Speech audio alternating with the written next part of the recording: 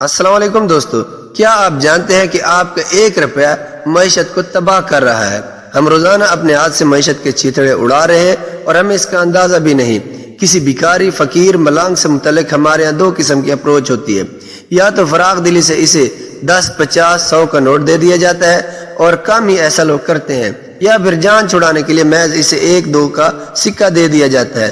دکانداروں نے بھی الگ سے کچھ سکے رکھے ہوتے ہیں تاکہ پورا دن جو فقیر آتے ہیں انہیں 1، 2 روپیہ دے کر جان چھڑائیں۔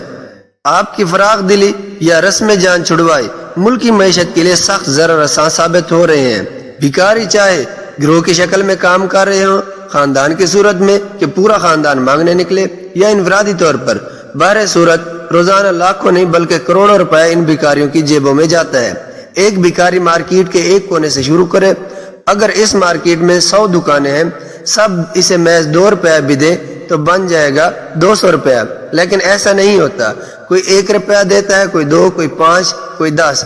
تو اس صورت میں دکانداروں کے علاوہ جو گاہک یا راہگیر وغیرہ دے دے وہ الگ۔ پھر یہ ایک مارکیٹ کی بات ہے، اس نے صبح تا شام کئی مارکیٹیں، کئی محلے گھوم جانے ہیں۔ کئی فقیروں کی دیہاڑی 1000، 1500 سے لے کر 15-20 ہزار تک بھی پہنچ جاتی ہے، اور یہ بات کر رہا ہوں صرف ایک واحد فقیر کی۔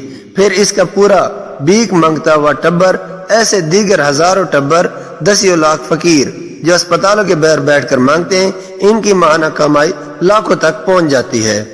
جو درباروں، خانقاہوں، مساجد، منادر کے باہر بیٹھ کر مانگتے ہیں، ان کی کمائی کسی سرکاری ملازم سے بھی زیادہ ہوتی ہے۔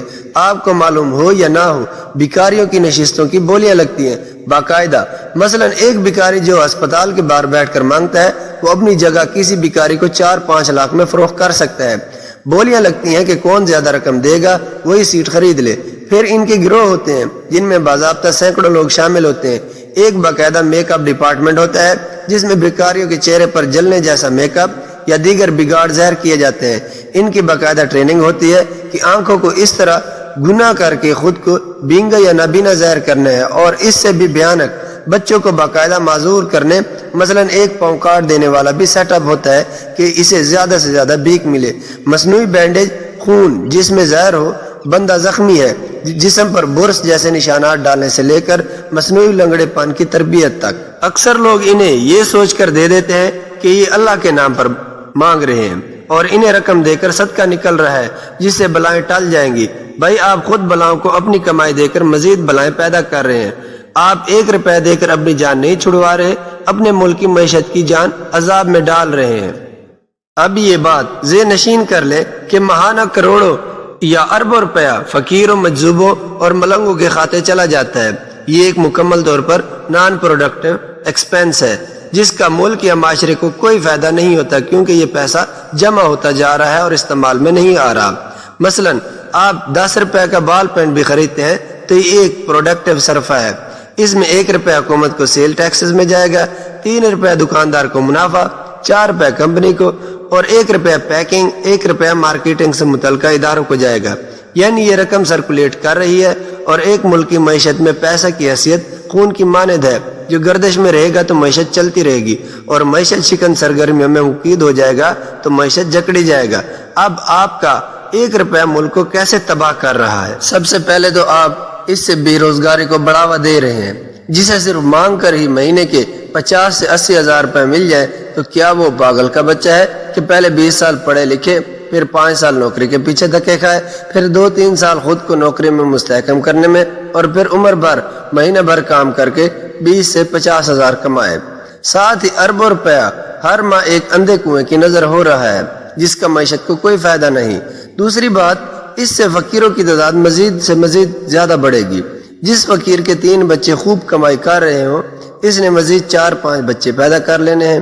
ان کی کمائی پر نہ کوئی انکم ٹیکس جاتا ہے اور نہ کوئی اور معاشی فائدہ، اور یہ لوگ منشیات سے لے کر چوری چکاری تک ان گنت جرائم میں ملوث ہوتے ہیں۔ یہ تو ہوگی پہلی بات۔ اب دوسری بات یہ ہے کہ آپ کی خیرات بے مقصد ہے۔ مثلا آپ کسی غریب اسٹوڈنٹ کی فیس ادا کر رہے ہیں تو ایک باضابطہ مقصد ہے۔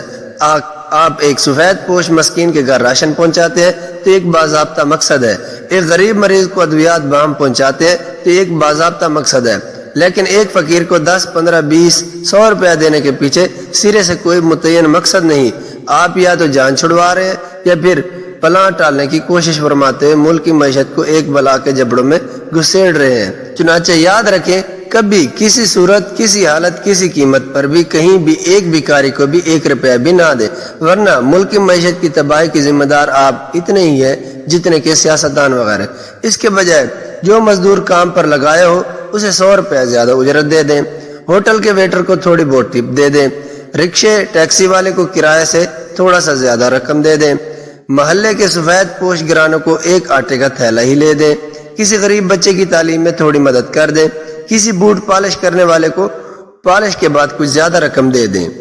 عیدی، چھپا، الخدمت فاؤنڈیشن، ہلال احمر یا کوئی بھی آپ کے علاقے میں فلاحی ادارہ ہے اس کو عطیات دے دے۔ یہ صدقہ ہے، یہ بلا ٹالے گا آپ پر سے بھی اور ملک کی معیشت سے بھی۔ اور آپ مہنگائی کے دور میں اپنے ارد گرد نظر دوڑائے تو بہت زیادہ لوگ ضرورت مند ہیں جو سفید پوشی کی وجہ سے ہاتھ نہیں پھیلا پاتے، آپ ان کی مدد کر کے ان کو بھی اور اللہ پاک کی ذات کو بھی راضی کر سکتے ہیں۔ فقیر تو پیشہ ور بھکاری ہیں، آپ جتنا دیں گے وہ اتنے لیتے جائیں گے اور ملک کی معیشت پر بوجھ بنتے جائیں گے۔ اگر آپ کو یہ تلخ باتیں حقیقت پسندانہ لگتی ہیں تو یہ پیغام دوستوں کے ساتھ ضرور شیئر کیجیے گا تاکہ پیشہ ور بھکاریوں کی حوصلہ شکنی ہو سکے اور جو ضرورت مند ہے واقعی ان کی مدد ہو سکے۔ اسی کے ساتھ ہی آپ سے اجازت چاہتا ہوں۔ اللہ حافظ۔